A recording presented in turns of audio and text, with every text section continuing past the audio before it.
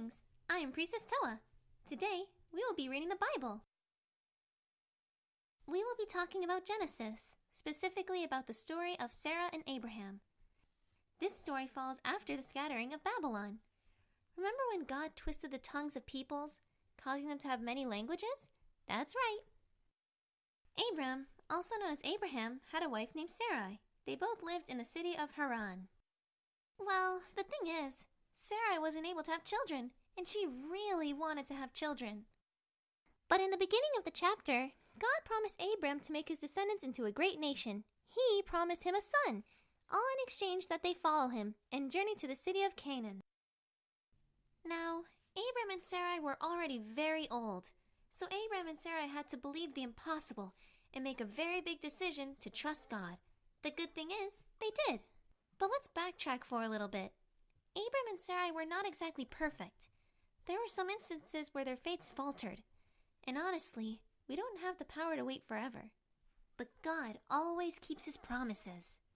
First, Sarai had a slave named Hagar, and she gave her to Abram to bear him a child. And that child was Ishmael. Sarai became very impatient and made her own decision instead of waiting for God. Second, while in their journey to Egypt, Abram lied to the Pharaoh that Sarai was his sister. Now, his wife was very beautiful, and he did it to protect himself, lest they take his wife and his head. Abram relied on his own cunningness instead of God's protection. However, God intervened, placing a plague upon the Pharaoh, and they eventually found out that Sarai was Abram's wife.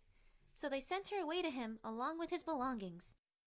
Now, in these instances, God did not punish Abram and Sarai in any way. Instead, he remained faithful to his promises. Oh? Why the plague, you ask? Well, Sarai was supposed to bear the son of Abram, but if she stayed, Sarai would not be able to proceed according to God's plan. He had to intervene. So, yeah. Now, let us get back to our story. Wait, before that, did I mention that God keeps his promises? Years passed, and they were starting to get impatient. Waiting is hard. However, God appeared once more to a now 99-year-old Abram. He reminded him of his promise that they would have children as many as the stars, and he established a covenant with him. And the symbol of this covenant was circumcision. Abram, Ishmael, and the men of his house were circumcised. Oh, and by the way, he had also changed their names. Abram was now Abraham, which meant father of many, and Sarai was now Sarah, which meant princess. Now, they wait for a bit more.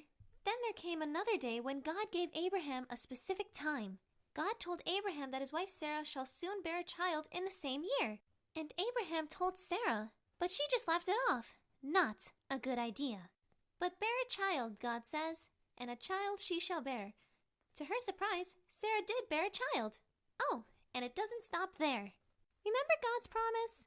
Well, the child's name was Isaac. Yep, that's right. That's Isaac. And Isaac had children who had more children and more children. This went on for many generations until eventually Jesus was born. All because Abraham trusted God. And that is the story of Abraham. God always keeps his promises, chicken macaroni salad. Whoa! How'd they get in the script? What? Was that supposed to be here? Hello?